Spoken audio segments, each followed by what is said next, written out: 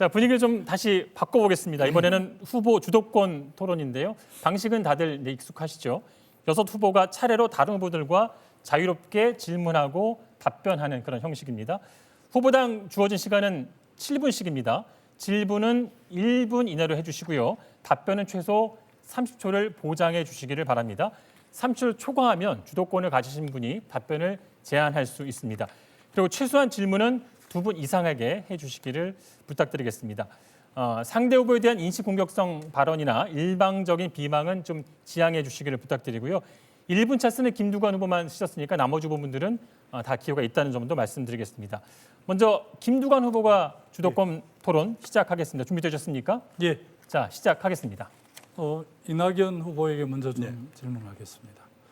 성남공항을 이전을 하고 그 자리에 주택 3만 호를 공급한다고 공약을 하셨습니다. 저는 좀 아쉬운 게 이제 우리 문재인 정부 초대 총리를 한 3년 하시면서 국정 전반을 이렇게 주도를 하셨는데 그때 총리 시절에 이렇게 주택 문제들을 좀 적극적으로 했더라면 이런 일이 없어질 텐데 아쉬움이 있고요.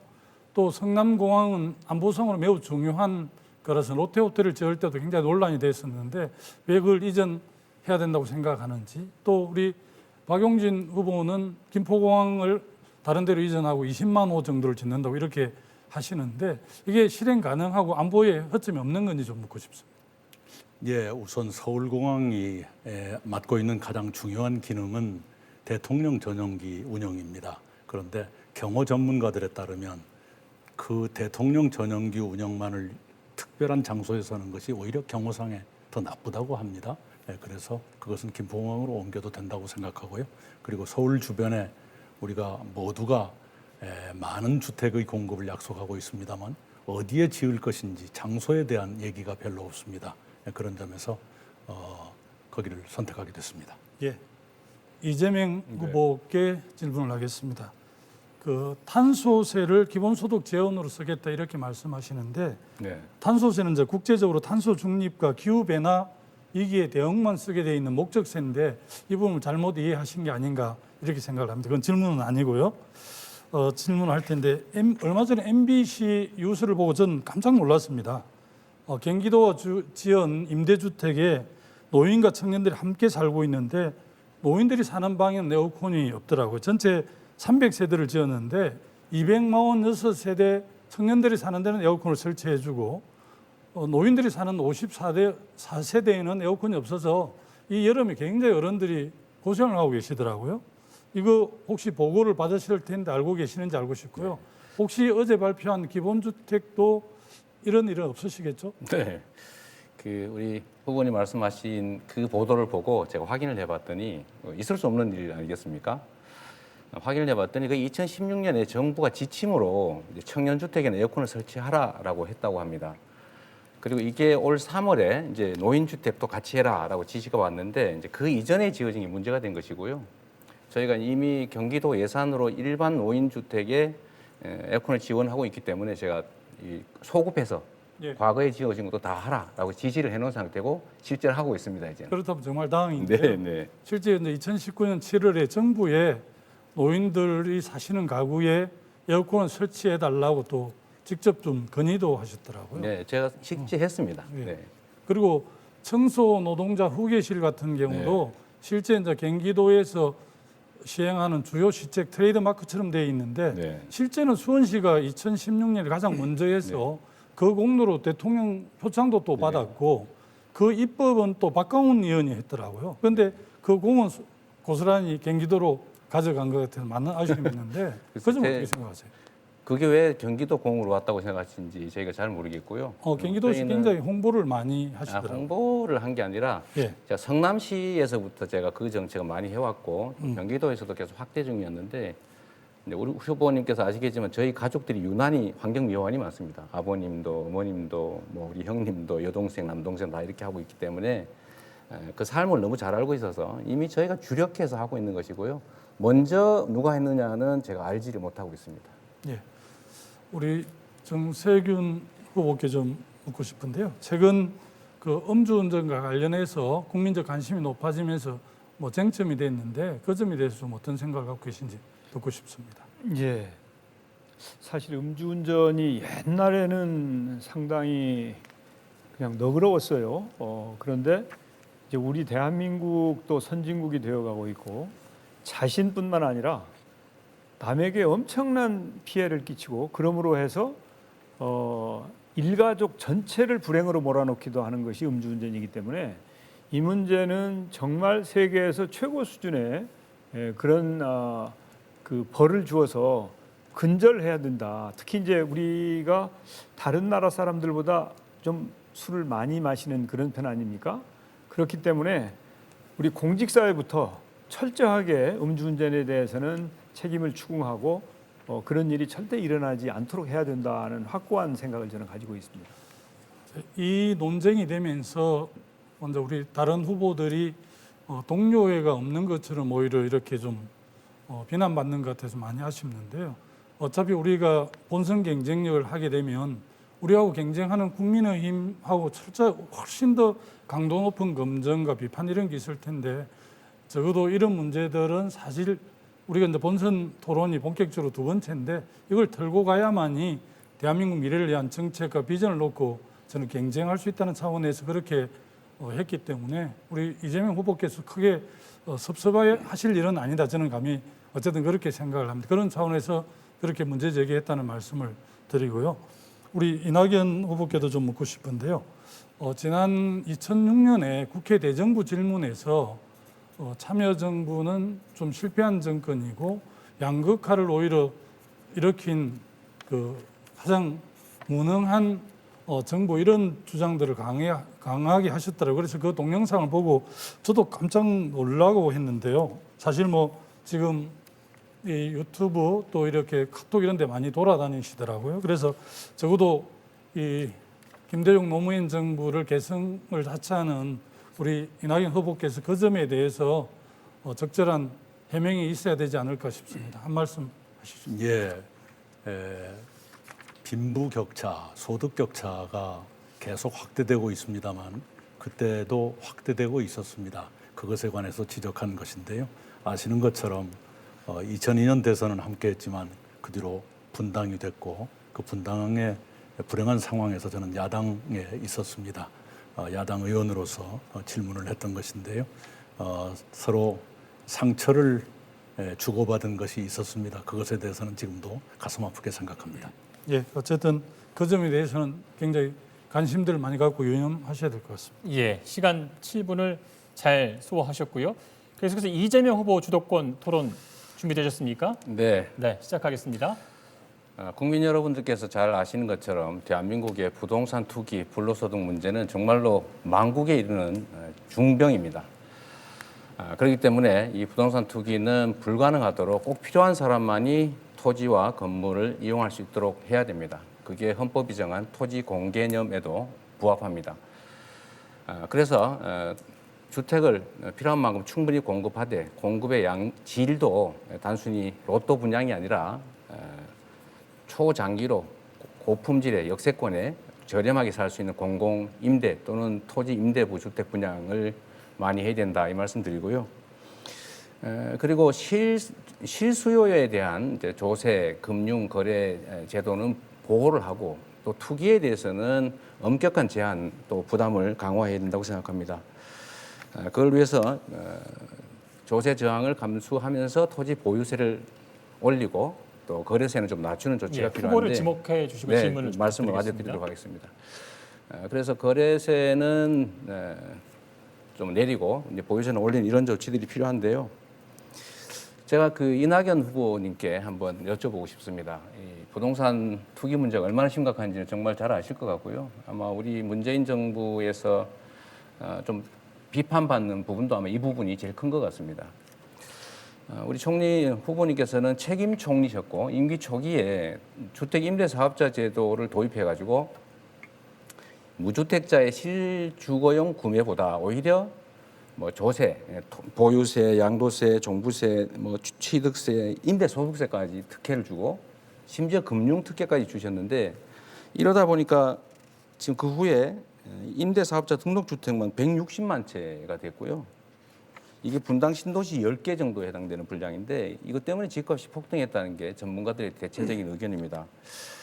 혹시 그 책임 총리로서 이 정책 추진하실 때 이런 부작용을 예상하시고 묵인을 하신 건지 아니면 모르셨는지 한번 궁금합니다. 예, 우선은 부동산 문제에 관해서 저는 책임을 회피할 생각이 추호도 없습니다. 그리고 결코 남의 탓을 하지 않습니다. 단지 그런 문제들에 대한 의사결정 과정을 참고로 말씀을 드리면 당정청 간의 관계부처 장관을 중심으로 협의를 하지요.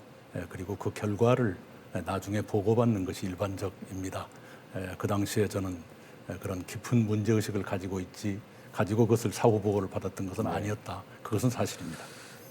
책임 총리였고 대통령 다음으로 큰 권한을 가지셨는데 그냥 각 부에서 정하고 청와대 참모들이 정하는 데서 난 아무 역할도 못했다 이렇게 말씀하시면 무능하거나 또 무책임했다는 말씀을 들을 수도 있을 것 같은데요. 제가 이거 하나 여쭤보겠습니다. 최근에 제가 정말 이 문재인 정부의 핵심적인 역할을 하셨는데 문재인 정부에 대한 평가 점수가 몇 점이냐 했더니 70점 이렇게 말씀하셔서 꼭 남의 얘기하는 것 같은 느낌이 좀 들었습니다. 이제 제가 구체적으로 좀 여쭤보면요. 그러면 정부 평가에서 대통령은 혹시 몇 점, 본인은 혹시 몇 점 이렇게 말씀하실 수 있을지. 네, 우선은요, 제가 문재인 정부 2년 7개월 13일 동안 총리를 한 사람으로서 정부에 대한 점수를 묻길래 겸양으로 그렇게 표현을 했습니다. 그러나 이제 대북 정책의 일관된 추진이라든가 그런 것은 90점 정도를 드리고 싶다는 말씀을 드리고요. 아까 무능 말씀하시는데 제가 총리로 일하는 그 기간 동안에 문재인 정부 국정 지지도가 가장 높았던 때이고요. 그 일로 인해서 제가 지금 여기에 서 있게 됐다고 생각합니다. 그리고 엊그저께 어느 방송에 조사를 보니까 우리 6사람 중에서 제 점수가 제일 높게 네, 나오고 특히 알겠습니다. 국정 운영 능력 점수가 제일 높게 나왔다. 이 말씀을 드립니다. 제가 마지막으로 하나만 더 여쭤보겠습니다. 어쨌든 책임 총리로서 큰 권한도 가지고 계셨고 오랫동안 정말 대통령님의 지지율이 높을 때 이제 총리 역할을 하셨기 때문에 하실 수 있는 일도 정말로 많으셨을 것 같아요. 그런데 이번에 공약들 정말 많이 내고 계시던데 전남지사로 또 국회의원으로 또 당 대표로 또 책임 총리로 엄청난 많은 권한을 가지고 오랫동안 일하셨는데 그때 하실 수 있는 일들이 있었을 텐데 왜 지금 와서 하겠다는 게 그렇게 많은지 조금 여쭤보고 싶습니다. 그때도 일을 굉장히 많이 했죠.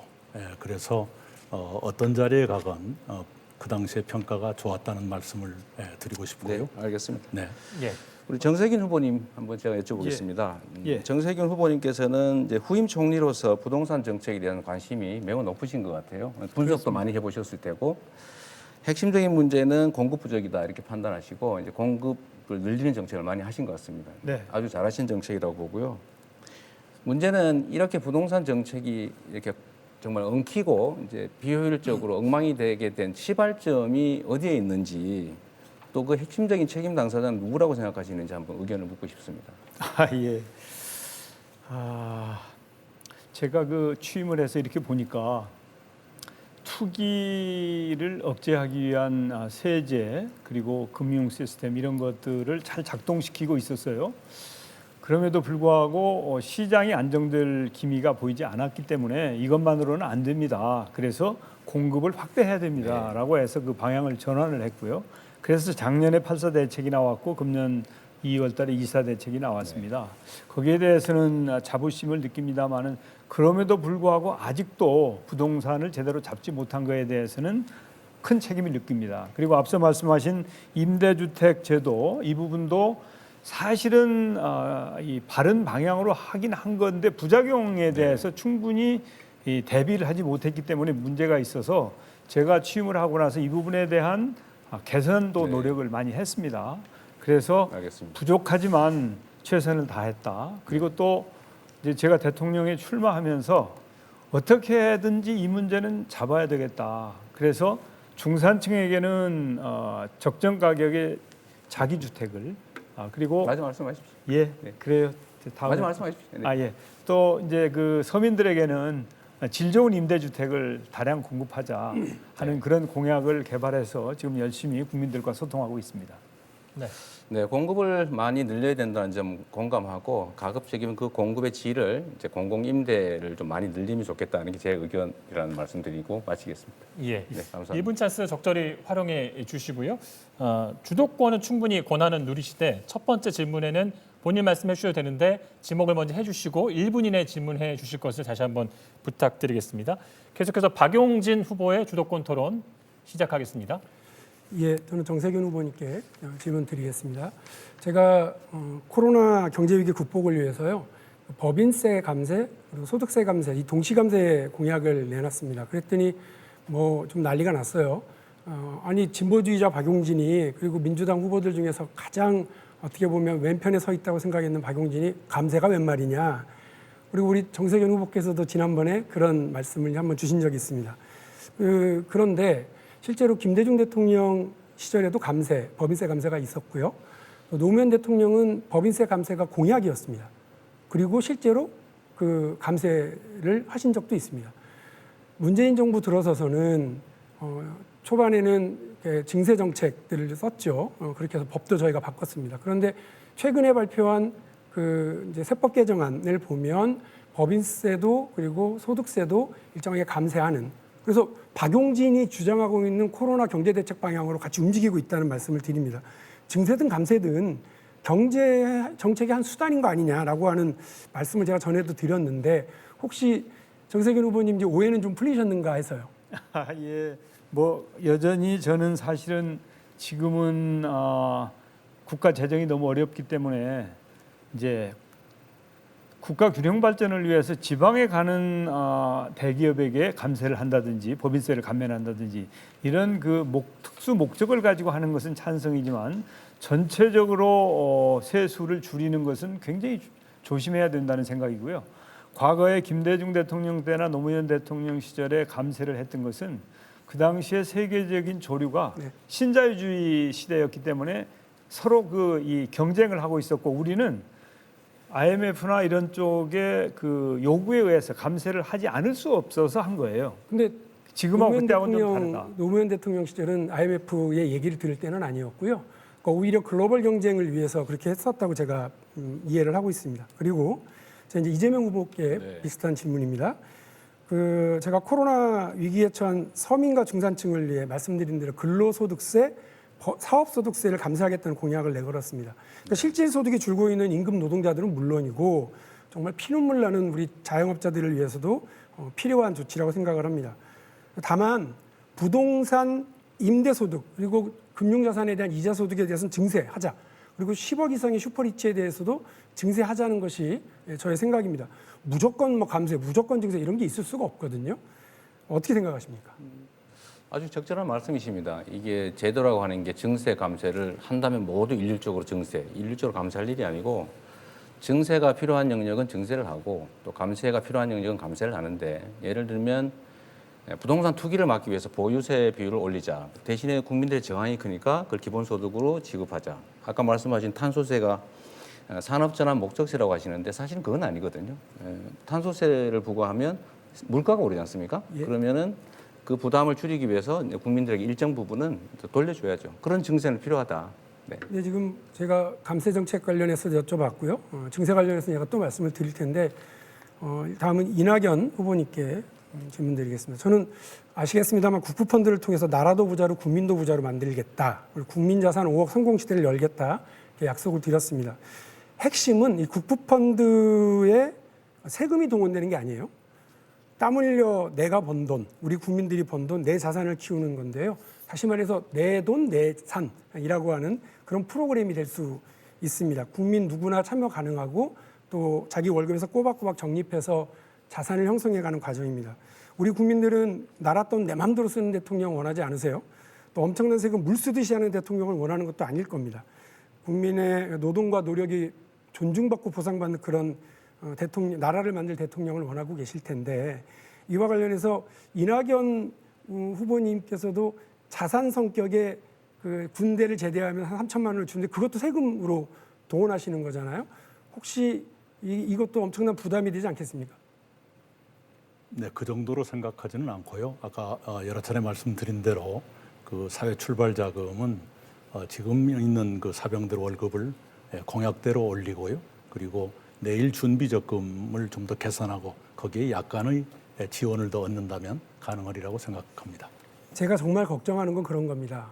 우리 후보님들이 이재명 후보께서는 대학 미진학자에게 1,000만 원, 그리고 말씀드린 것처럼 이낙연 후보는 군 제대하면 3,000만 원, 또 우리 정세균 후보는 미래 씨앗 통장이라고 해서 청년 되면 1억을 이렇게 주겠다고 하시는데 그게 다 세금입니다. 근데 이렇게 하다 보면 그야말로 나랏돈 물쓰듯 하는 대회, 세금 물쓰듯 하는 대회 나가면 이 세 분이 아마 금, 은, 동을 휩쓰실 거라고 생각이 됩니다. 근데 이 중에 가장 압도적인 금메달 누구냐? 저는 이재명 후보라고 생각을 합니다. 기본소득 공약을 위해서 무려 임기 내 120조를 눈 하나 깜짝하지 않고 쓰겠다고 얘기를 하셨습니다. 엄청난 세금 동원 정책이고요. 이를 위해서 또 증세도 아까 말씀드리신 것처럼 너무 쉽게 얘기를 하십니다. 이러다가 일본의 잃어버린 30년 따라갈 것 같은 걱정을 저만 갖고 있는 것이 아닙니다. 대한민국이 그렇게 어떤 망국의 길로 가서는 안 되는 것 아니겠습니까? 국민들께서는 윤석열 후보가 대통령 돼서 국민들 120시간씩 일 시킬까 봐 겁이 나고요. 이재명 후보가 대통령이 되면 120조 세금을 막 쓰게 되지 않을까 이런 그렇게 겁을 내고 계십니다. 이렇게 돼서는 안 되는 것 아니냐고 하는 것이 제 생각이라서 이재명 후보님 어쩌려고 이렇게 하시는지 본인이 그 동원하겠다고 하는 기본소득에 월 2만 원씩 하려면 20조, 월 8만 원씩 하려면 60조가 들어가서 4년 동안 첫 해는 안 한다고 그러셨으니까요. 4년 동안 무려 기회를 120조입니다. 좀 주시면 예. 세금을 물 쓰듯이 이렇게 말씀하셨는데 이제 있는 세금을 막 쓰면 물 쓰듯이가 되겠지만 그 물을 만들어가면서 쓰는 것은 물 쓰듯이 하는 건 아니죠. 저는 기본소득을 이제 마중물로 맛배기로는 이제 일반 회계로 하겠지만 국민들이 동의를 하는 전제하에 아까 말씀드렸던 탄소세 우리 반드시 해야 됩니다. 또 국토보유세 안 하면 부동산 투기 막을 수가 없습니다. 이런 새로운 재원을 만들어서 이제 물가 상승에 대한 국민들의 부담도 줄이고 한 이 가지만 정책에 대한 저항을 줄이기 말씀을 위해서 할 수 있다. 우리- 네, 그렇게 말씀드리겠습니다. 우리 정부가요. 9차례의 네, 1분 찬스 활용하실 수 있습니다. 저 다 마치고 나서 1분 찬스 따로 쓰겠습니다. 예. 자, 그럼 박영준 후보 주도권 토론 마치도록 하겠고요. 계속해서 정세균 후보의 주도권 토론 순서인데 준비되셨습니까? 예, 네, 시작해 주시죠. 이낙연 후보님,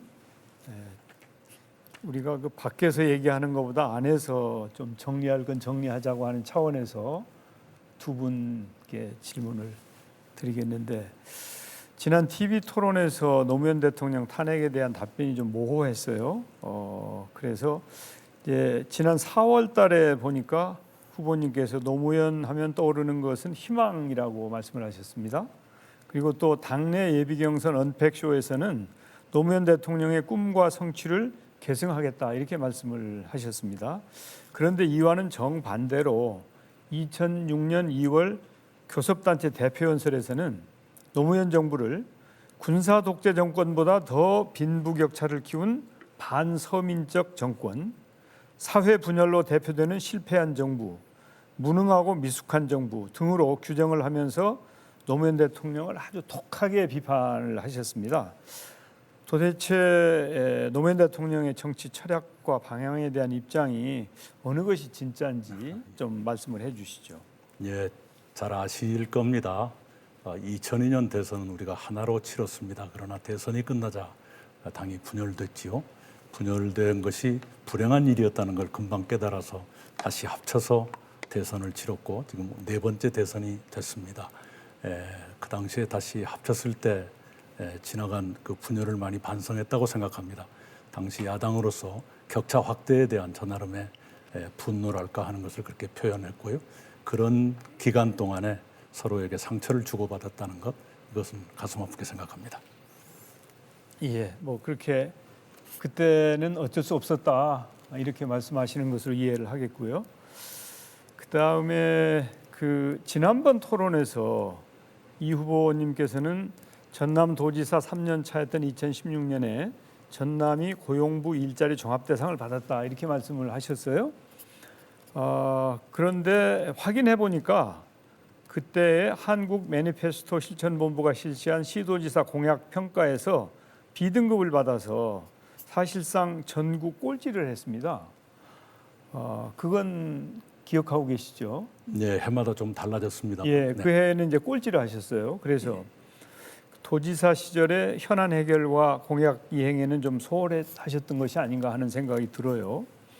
그런데 지난 TV 토론에서 이 후보께서 뭐라고 말씀하셨냐면 2015년 공약 이행률이 21개 중에 20개를 이행한 걸로 이렇게 평가를 받았다라고 답변을 하셨어요. 그래서 다 찾아봤는데 이 21개 공약이 전혀 어디서 확인할 수가 없습니다. 그때 이제 그래서 매니페스토 보도자료를 보니까 전남도의 경우에는 공약이 76개였는데 그중에 완료된 게 5개고 계속 추진이 15개다 이렇게 돼 있거든요. 그러면 21 중에 20개라는 거하고 이거하고는 너무 편차가 커서 혹시 이제 헷갈리셨는지 아니면은 실적을 부풀리신 건지 어떤 것이었습니까? 예, 실적 부풀릴 이유는 없고요. 네. 2015년에 이행하기로 했던 것을 국한해서 그런 보고를 제가 전남도로부터 받았습니다. 그리고 당시에 전남도민들의 도정에 대한 만족도는 꽤 높은 편이었다 이 말씀을 드리겠습니다. 제가 2년 10개월밖에 지사를 못해서요. 전체를 평가받기에는 너무 짧은 기간이었습니다. 예, 뭐 이제 매니페스토 평가하고 도민 평가가 다르다 이런 말씀이신 것 같은데 뭐 그럴 수도 있겠죠. 그런데 이제 총리를 제 전임 총리로 많은 역할을 잘 해주셨는데 이제 제가 이렇게 언론이나 이런 걸 보니까 조류독감이나 ASF, 고성 산불 등을 관리하셨던 사례를 자주 언급을 하시고요. 그리고 그걸 이제 성과라고 이렇게 말씀을 하시는 것 같은데 사실은 재난이나 안전 관리는 총리의 기본적인 업무지 성과라고 내놓기는 좀 어려운 거 아니냐. 그래서 제가 좀 죄송한 말씀입니다만은 제가 총리가 돼서는 이제 부동산 정책 같은 것을 규제 일변도에서 공급을 확대하는 쪽으로 이제 바꿨단 말이죠. 뭐 이런 걸 성과라고 얘기를 할 수 있지 않은가. 그래서 이제 후보자께서는 여러 가지 역할을 하셨는데 사실은 이렇게 그 성과라고 할 만한 그런 특별한 내용들이 없는 것 같아요. 그래서 진짜 좀 한번 국민들께 내가 이런 거 했다 하고 이렇게 좀 자신 있게 말씀하실 부분이 없으실까요? 예, 4가지로 설명을 드리겠습니다. 첫째, 미래지향적인 경제 산업의 틀을 그 당시에 시작했었습니다. 미래 전략 산업이라 해서 미래차, 반도체, 바이오 헬스 그것들이 그때 시작이 됐고 지금 많은 성과를 내고 있습니다. 두 번째, 복지, 포용적 복지의 확대가 그때 본격적으로 시작됐었죠. 문재인 케어도 그 중에 하나입니다. 세 번째는 우리 남북 평화 프로세스가 그때 많이 진척이 됐습니다. 물론 그것은 철저히 대통령께서 주도하신 일이었습니다만 그렇습니다. 그리고 이제 안전에 관해서 조류 인플루엔자라든가 그 당시에 굉장히 많은 재난들이 있었고 안전이 국가의 큰 아젠다였습니다. 그것에 대해서는 특별히 획기적인 진전이 있었다 이 말씀을 드리고 싶습니다. 다른 후보께도 질문 주셔야 합니다. 이재명 후보님 지난번에 백제 발언과 관련해서 저한테 다시 한번 읽어보라고 해서 제가 다시 읽어봤는데 역시 그 지역주의 말고는 달리 해석할 게 없었어요. 그래서 저는 좀 이게 본선에 가서도 얘기가 나고 하면 불편하니 좀 깔끔하게 정리하고 넘어가시는 게 좋지 않을까 다시 말씀드리고요. 오늘은 클린 검증단 관련해서 말씀을 드리겠는데 이미 4분의 후보님들이 저를 포함해서 클린 검증단을 설치하자 이렇게 말씀을 하셨거든요. 네. 그래서 이 문제에 대해서 좀 전향적으로 우리 그 추미애 후보님과 함께 클린 검증단을 구성하는 게 어떻겠습니까? 저는 뭐 검증 대상을 제한하지 말고 뭐 측근 비리라든지 정말 뭐 역량이라든지 이런 걸 전부 점검하면 좀 필요하다고 생각합니다. 점검한 내부에 점검하는 게 좋겠죠. 오늘 뭐 저의 과거 전력처럼 그 없는 사실을 추측해서 공격하고 이런 일이 없을 테니까요. 그렇죠. 네, 추미애 후보님 어떻습니까? 저야말로 1년 1개월 동안 뭐 탈탈 틀려서 다 봤는데 이 중에서 제일 검증이 필요 없는 깨끗한 후보 아닌가 하는데 굳이 뭐 다 하신다면 하십시오. 뭐. 예, 뭐 정세균 후보 합의가 1분 추가 됐네요. 찬스 쓰실 수 있고요. 지금 쓰시겠습니까? 아니 됐습니다. 예.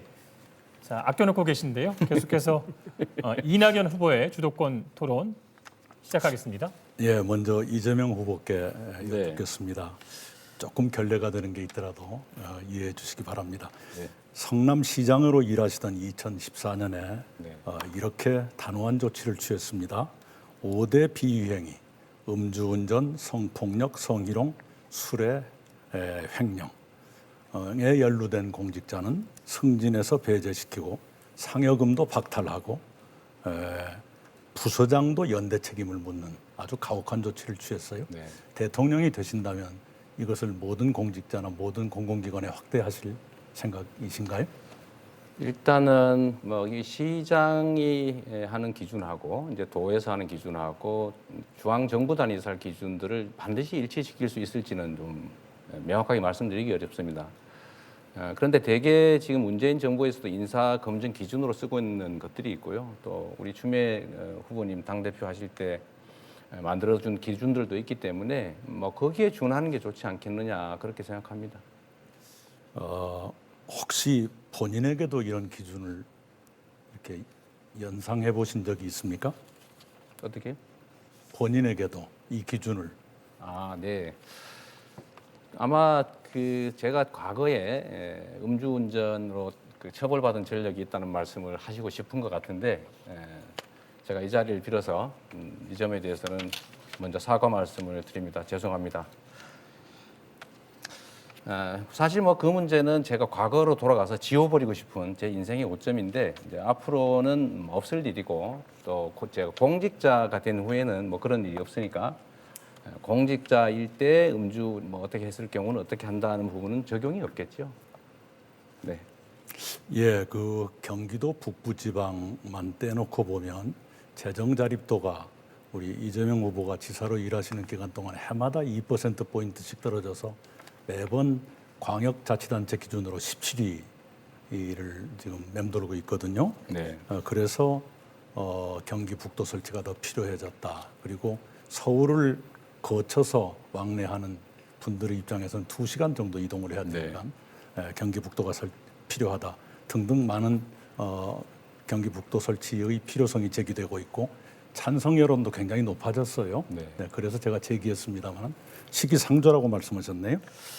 네, 그래서 제가 오늘 하나 말씀하실 것 같아서 미리 준비를 하나 해왔습니다. 이게 보시면 아까 말씀드렸던 건데 2월 18일에 경인 일간지들 정치부장하고 오찬 간담회를 하시면서 경기분도 이거 반대다. 지금 오히려 다른 데는 부울경 통합하고 광주, 전남, 대구, 경북 다 통합하고 있는데 이게 지고지선이 아니다. 분도가 이렇게 말씀하셨는데 최근에 갑자기 분도를 해가지고 북부를 강원도하고 이렇게 메가시티를 만들자. 그 말씀을 듣고 제가 매우 놀랐습니다. 아까 지적하신 말씀을 제가 좀 드리면요. 지금 현재는 저희가 경기 남부 지역의 공공기관들을 2-3개 정도를 빼고는 거의 다 이제 북동부, 북부 지역으로 옮기고 있고요.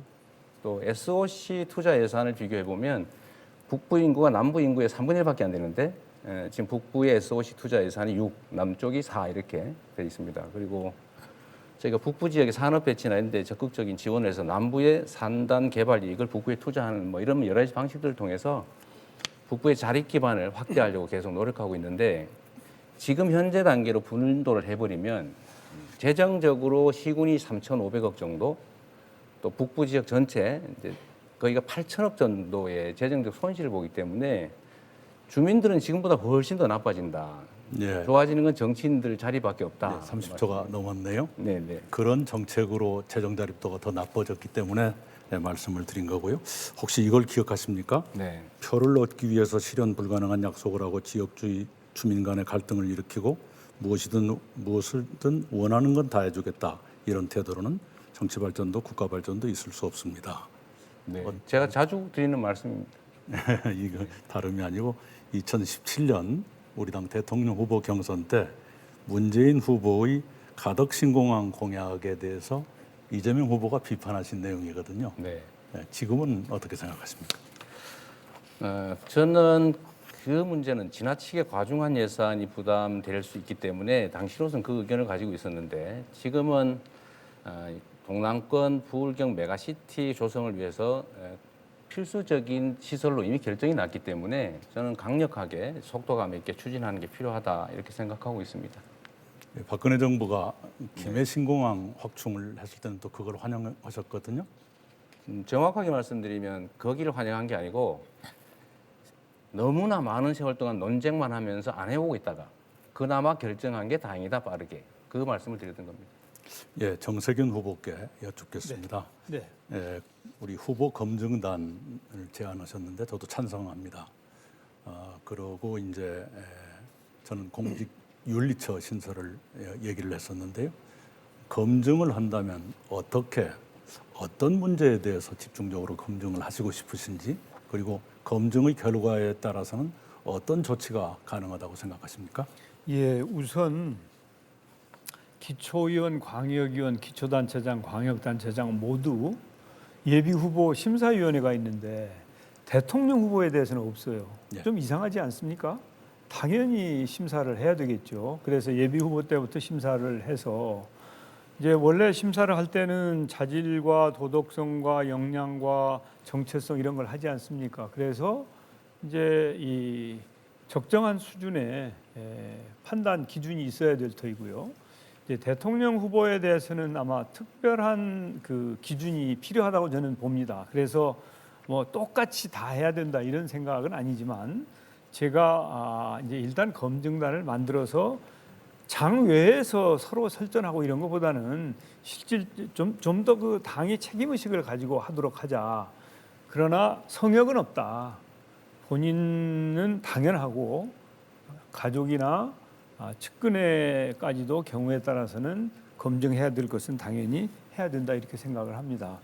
그리고 이제 공직윤리처 문제에 대해서는 뭐 아까도 말씀드렸습니다마는 공직 사회를 좀 더 확실하게 윤리 기준을 높이는 데는 적극 찬성입니다. 예. 자, 시간 다 쓰셨고요.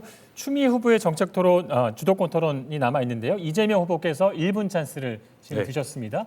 자, 1분 찬스는 본인의 입장을 말씀해 주셔도 되고요. 본인이 주도권을 갖고 질문과 답변을 드려도 되겠습니다. 네. 자, 시작해 주시죠.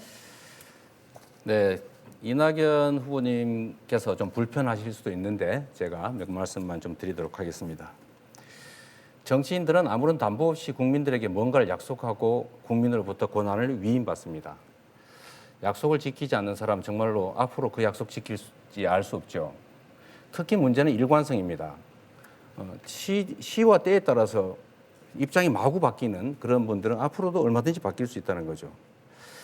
이낙연 후보님은 사면 관련해서는 사면 금지하자 했다가 사면하자, 사면하지 말자 그랬다가 갑자기 세모 이렇게 나오기도 하고 행정수도 이전도 찬성했다가 반대했다가 찬성했다 그러시고 분도도 아까 보여드린 것처럼 6개월 전에는 반대했다가 지금은 찬성하시고 개헌도 어느 날은 내각 책임제 주장했다가 갑자기 중임제 얘기를 하시고 4대강도 상임위원장 입장에서 이렇게 통과를 시킨 일도 있는데 이거는 정말로 옳지 않다. 정치인으로서는 무책임한 태도다 이 말씀 드리고 싶습니다. 시간을 다 쓰셨고요. 역시 뭐 답변이 필요하실 것 같은데요. 역시 1분 찬스 이낙연 후보께서 드셨습니다. 자, 시작해 주시죠. 네, 사면에 대해서 금지하자는 얘기는 해본 적이 없습니다. 사면을 일정한 요건을 두자는 사면법 개정안에 발의에 동참한 적은 있습니다. 그러시고요. 행정수도는 헌법재판소가 행정수도 이전은 관습법법 위반이라고 판정한 이후에 그렇다면 그에 대비해서 다른 대안을 내야 될 것 아니냐라는 것이고 그건 당연한 문제제기라고 생각합니다. 개헌에 대해서는 이명박 대통령의 정부가 좀 폐악이 심해질 때 대통령제에 대한 대안으로서 그 당시에 헌법연구회 공동대표로서 독일식 내각 책임제에 관심을 가졌던 적이 있습니다. 그러나 촛불혁명을 거치면서 대통령제가 불가피하다는 판단을 갖게 됐고 내각 책임제 얘기할 때도 대통령 직선은 우리가 피할 수 없다는 얘기를 그때 반드시 붙여드렸습니다. 왔다 갔다 한 적 없습니다. 네, 1분을 적절히 다 활용하셨고요. 정세균 후보께서 지금 쓰시겠습니까? 예. 네, 시작해 주시죠. 예, 제가 제안한 당내 후보 검증단에 대해서 원래 이낙연, 김두관, 박용진 후보님은 과거에 찬성을 해주셨고 또 이 자리에서 이재명, 추미애 후보님도 동의를 해주셔서 매우 감사하게 생각을 합니다. 우리는 따질 게 있으면 당 내에서 철저하게 따지고 그러나 장 외에서 국민들 눈살 찌푸리게 하는 일은 있어서는 안 된다고 생각합니다. 우리는 기필코 정권 재창출을 해야 되는데 그러려면 원팀이 돼야 됩니다. 원팀이 되기 위해서 동시 줄탁으로 우리 6사람뿐만 아니라 당이 모두가 하나가 되어서 후보가 누가 되든지 간에 꼭 승리할 수 있는 그런 이 자세가 절대 필요하다. 그러기 위해서는 검증단이 잘 운영이 되고 거기에서 모든 것이 다 정리되고 해결이 돼야 된다는 생각을 갖습니다. 그래서 우리 모두의 이름으로 당에 요청을 하는 게 좋을 것 같다는 제안의 말씀을 드립니다. 예. 자, 지금 쓰시겠습니까? 네. 네, 박용준 후보의 1분 찬스 듣겠습니다. 정치인의 책임 문제 말씀을 하셔서 제가 지금 말씀을 드리겠습니다. 저는 일하는 사람들, 땀 흘리는 노동자와 자영업자들, 기업인들의 나라를 만들겠다고 약속드렸습니다. 정치인들의 환상 속 무책임한 세상이 아니라 노동이 존중받고 또 노력이 보상받는 세상을 만들고 싶습니다. 이재명 후보에게 기본소득 관련해서 재원 마련 물어봤습니다. 뭐라고 얘기를 하셨었느냐면 20조 정도 증세 없이 세출 조정으로 만드는 거 그거 못하면 무능한 사람이다 이렇게 얘기하셨습니다. 문재인 정부가요 9차례 추경을 했는데요, 편성을 했는데 다 합치면 136조입니다. 근데 그 중에 이재명 후보가 말씀하신 세출 조정으로 만든 돈은 16조입니다. 문재인 대통령이 무능한 분입니까? 우리 정부가 무능한 정부인가요? 그렇게 생각하지는 않으실 거예요. 정말 어렵게 쥐어짜고 마련한 돈, 바로 여기 계시는 두 분의 전직 총리들이 마련한 돈이 바로 그렇습니다. 예. 그래서 자, 이런 무책임한 방식으로 재원을 마련할 수 있다고 얘기하는 건 국민에게 잘못된 인식을 주기 너무 쉽습니다. 정리하겠습니다. 1분 찬스는 그 전략을 갖고 지금 쓰고 계신데요. 추미애 후보의 주도권 토론 시간이 남아 있습니다. 7분을 충분히 활용하시고 1분 찬스도 남아 있기 때문에 이어서 1분 더 쓰셔도 괜찮을 것 같습니다. 자, 시작해 주시죠. 네, 오래 기다렸습니다. 우선 질문에 앞서서 정세균 후보께서 이걸 후보 간에 모두 동의했다 이 자리에서 성급하게 결론을 내리는데요. 사실은 그런 그 시스템 공천 제도 이것을 확립한 당 대표가 저입니다. 이 대통령 후보에 대해서는 왜 검증 시스템이 없느냐 하는 것은 대통령 후보들은 어느 날 갑자기 등장을 하는 것이 아니고요. 오랫동안 여러 선거를 거치고 또 현역 국회의원이거나 시도지사이거나 국무총리거나 그런 경험을 통해서 검증 무대를 어느 정도 통과해 왔다라고 봤던 것이고요. 그런데 갑자기 이 문제가 어떤 특정 후보를 겨냥한 듯이 이렇게 가서 약간 이 엉뚱한 방향으로 가는 것, 그래서 얼떨결에 이렇게 이루어지는 건 당은 당규에 없기 때문에 이 자리에 성급하게 결론 내릴 것은 아니다라고 생각하고요. 이것은 좀 더 대리인을 통해서 좀 논의를 숙성시켜 볼 필요가 있다 이렇게 생각하고요. 그 전에도 이런 문제가 있어서 제가 클린 선대위원장도 제안받고 하기도 했습니다. 네, 그런 차원에서 말씀드리고 싶고요. 질문 들어가도록 하겠습니다. 이낙연 후보께 질문하겠습니다.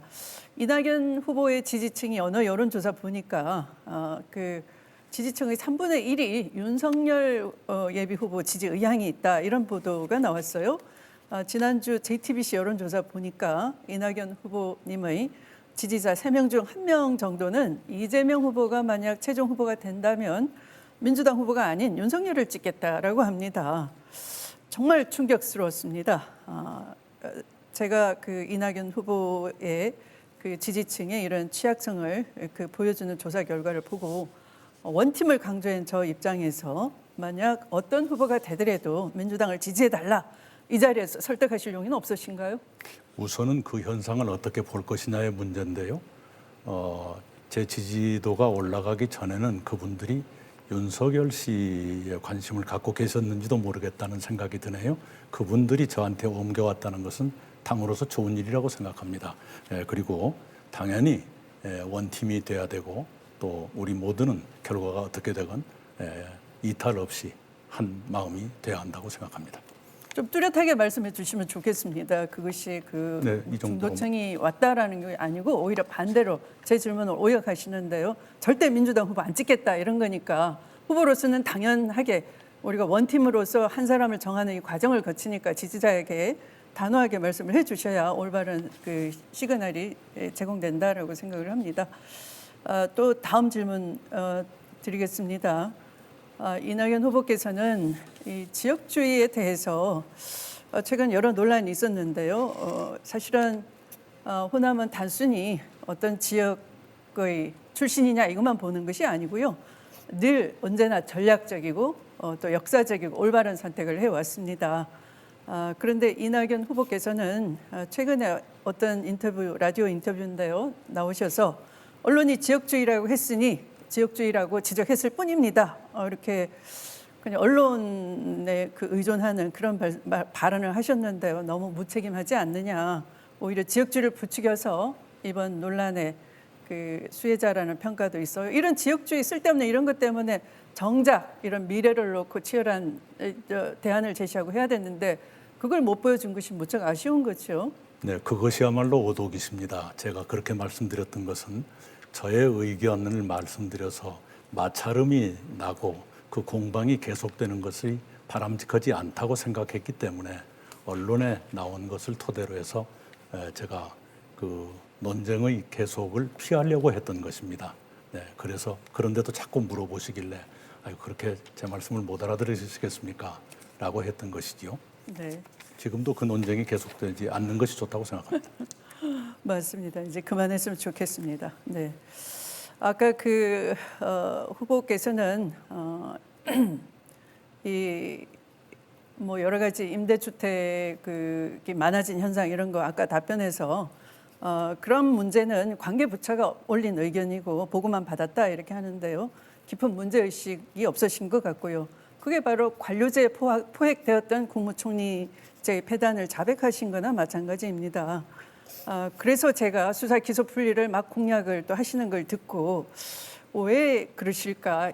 고난 있을 때 왜 뒷받침을 안 해주셨을까? 법무부 장관이 그토록 애를 쓰고 또 자리까지 물러나면서 국회 입법을 약속하셨는데 입법 발의를 약속하시고도 안 하시고 다시 헛공약을 또 하시는 것에 대해서 제가 짚어보았습니다. 과연 진정일까? 봤더니 개혁이라는 단어가 출마 선언문에 전혀 등장하지 않습니다. 저는 무려 10회를 언급을 했고요. 저기 계신 이재명 후보는 3번을 참고로 말씀하셨는데 역시 정세균 후보님도 전혀 언급이 없었어요. 그래서 개혁이라는 단어가 없다는 것, 개혁 의지가 없는 것 아니냐? 여러 후보들께서도 똑같이 질문을 하셨습니다. 어떻게 생각하세요? 네, 조금 전에도 저는 개혁을 얘기했었고요. 그다음에 아까 제가 말씀드렸던 거 당정청 협의의 결과, 그 당정청 협의에 관계부처가 들어갔다는 얘기지. 그 당정청 협의의 결과를 보고받았다고 말씀드렸고요.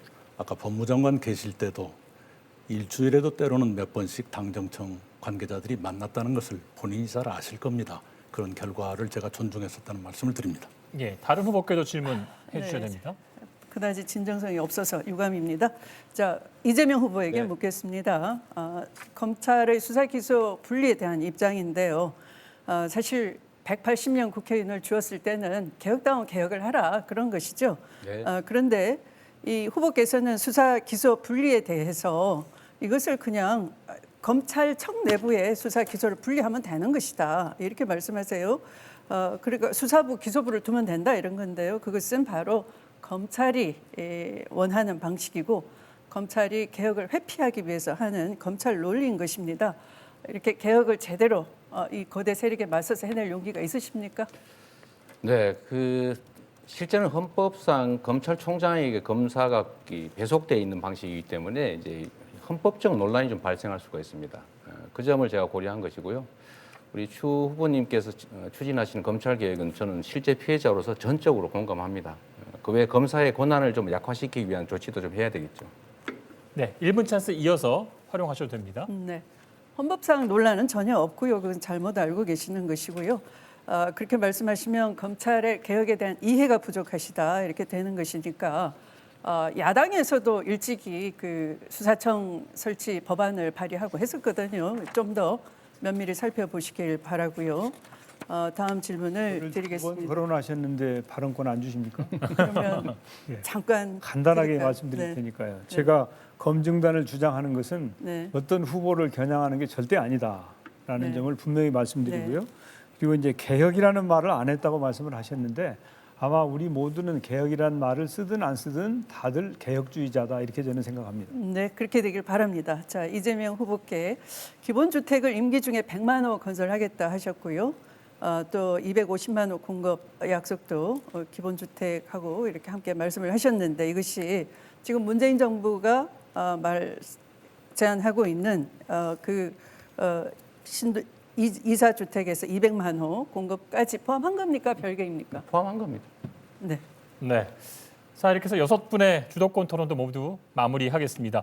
더불어민주당 제20대 대통령 선거 후보자 토론회 이제 마지막 순서를 남겨놓고 있습니다. 후보자들이 직접 고른 인생 영화의 스토리와 OST를 바탕으로 정치적 비전과 또 각오를 담은 마무리 발언을 해 주실 텐데요. 시간은 1분씩 드리겠습니다. 이재명 후보부터 이제 시작할 텐데 준비가 되셨습니까? 네. 자, 들어보겠습니다.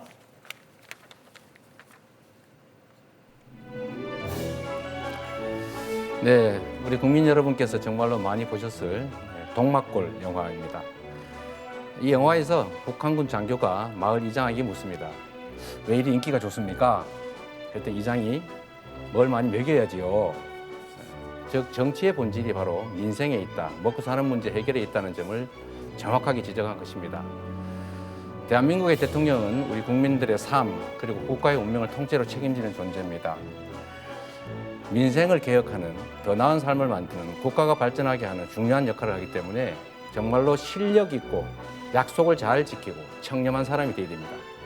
과거의 실력이 증명됐고 또 과거에도 약속을 잘 지켰고 과거에도 주어진 권한을 남용하지 않고 오로지 국가 발전에만 잘 쓴 사람만이 대통령이 돼서도 역량을 발휘하고 약속을 지키고 청렴하게 국가 운영을 할 수 있다. 이 말씀 드리고 싶습니다. 예. 팝불이 터져서 이제 눈으로 내리는 장면도 떠올랐고요. 박영준 후보는 어떤 영화를 골라 주셨을지 마지막 마무리 발언 들어보겠습니다. 네, 영화 국가대표에 나온 노래입니다. 10년 전에요, 제가 민주당 당대표에 도전한 적이 있는데요.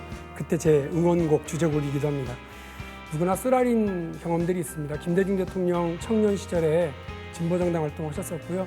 노무현 대통령 운동권 길거리 변호사 출신으로 감옥도 드나들고 하셨었습니다. 어쩌면 그런 경험과 진보적인 활동이 대통령으로서 갖춰야 될 덕목을 갖도록 하는지도 모릅니다. 저도 그렇습니다. 저희 아버님은 경찰 공무원이셨는데요. 아들인 저는 학생운동하랴 또 노동자들과 연대하면서 3번이나 감옥을 드나들면서 부모님들 속을 썩였습니다. 그러나 그 덕에 사회적 약자와 연대하려 하고 평등과 공정의 가치를 가슴속 깊이 가지고 있습니다. 이제 그런 제가 민주당의 이름으로 세상을 바꿔보려고 합니다. 여러분 기회를 주십시오. 박용진이라고 하는 젊은 신상품의 눈길과 손길을 함께 주십시오. 대한민국의 변화, 민주당의 변화를 함께 끌어가도록 하겠습니다. 네, 올림픽이 한창인데 어울린 영화였고요. 정세균 후보는 어떤 영화를 준비해 오셨는지 마무리 발언 듣겠습니다. 예, 발달 장애 학교 설립 과정을 담은 학교 가는 길이라는 영화를 봤는데요. 이 학교를 설립하기 위해서 어머니가 무릎을 꿇고 절규하는 내용이 들어 있어요. 정말 눈물을 흘리지 않을 수 없었는데 장애인이 살기 좋은 나라가 진짜 좋은 나라이고 선진국이라고 저는 생각을 합니다. 그런데 얼마 전에 이 영화에 대해서 상영 금지 가처분 신청이 됐음을 소송을 했다고 그래요. 이건 참으로 잘못된 거라고 생각을 하고요. 우리는 공존해야 잘 살 수 있다고 저는 생각을 합니다. 장애인과 비장애인뿐만 아니라 오늘을 버티기 힘든 취약계층이나 내일이 불안한 비정규직 또 힘든 청년들 모두가 더불어 잘 사는 그런 대한민국을 함께 만들어 가야 되겠습니다. 국민 모두가 강한 대한민국 경제 대통령이 제가 꼭 되고 싶고요.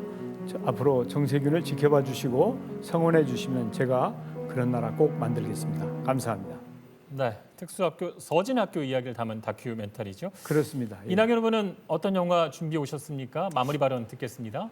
예, 저는 1987이라는 영화를 준비했습니다. 아시는 것처럼 6월 항쟁과 그 배경이 되었던 박종철 고문치사 사건을 다룬 영화입니다. 제가 이 영화를 참가한 이유는 박종철 고문치사 사건을 특종 보도했던 기자가 제가 아주 사랑하는 후배였습니다. 그런데 그 후배가 병이 생겨서 빨리 돌아가셨고 그 장례식에 제가 장례위원장을 했던 그런 인연이 있습니다. 그 당시 6월 항쟁 때도 수많은 이름 없는 사람들의 희생과 헌신이 있었습니다. 그런 희생과 헌신 위에서 우리는 민주주의를 달성했습니다. 지금도 코로나 위기 속에서 수많은 분들이 이름 없이 헌신하고 또 희생하고 계십니다. 우리는 그 이름 없는 사람들의 희생과 헌신을 결코 잊어서는 안 됩니다.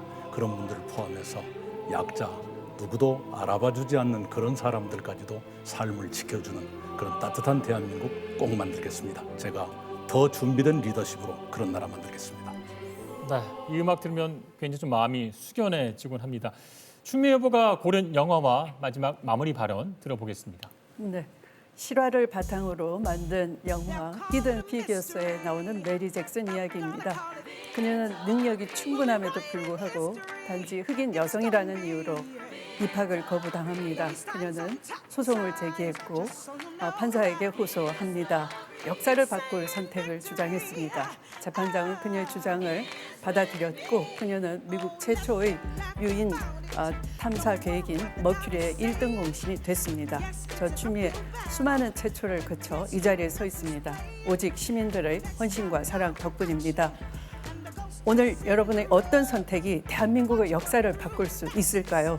여러분의 선택이 대한민국의 미래를 바꿉니다. 기호 6번 추미애입니다. 네, 이 영화 스토리가 추미애 후보와 좀 더 맞닿아 있다는 그런 생각 좀 들고요. 끝으로 김두관 후보가 고른 영화와 마무리 발언 들어보겠습니다. 영화 배노인은 국민을 위해 가장 낮은 곳에서 가장 아픈 곳에서 가장 뜨겁게 타올랐던 인간 노무현의 이야기입니다. 저는 노무현의 이름과 그림자를 쫓지 않고 그가 걸어온 길을 걷고자 합니다. 정치적 이익에 흔들리지 않고 영화 마지막 장면에 노무현을 기소했던 그 검사와 패배를 알면서도 맞섰습니다. 포기하지 않습니다. 절대 포기하지 않습니다. 영화 속 맹대사처럼 6번의 패배에도 지역주의 극복을 위해 가장 어려운 곳에서 치열하게 도전해 왔습니다. 영화 속에서 국가란 국민입니다가 저를 울렸습니다. 노무현 대통령이 추구했던 균형발전, 자치분권, 서울공화국 해체 저 김두관이 잘 해내겠습니다. 도와주십시오. 지지해 주십시오. 고맙습니다. 네, 김두관 후보께서는 자필 소개서에서도 별명을 리틀 노무현이라고 좀 적어 주셨죠. 관련된 영화였습니다. 6편의 영화 저도 다 대부분 봤는데 의미를 새겨서 다시 한번 챙겨보겠습니다. 오늘 어떠셨습니까? 재미있었습니다. 어쨌든 만족한 토론이 됐으면 좋겠고요. 오늘 유익하고 열띤 토론 주신 6분들 모두 수고 많으셨습니다. 고맙습니다.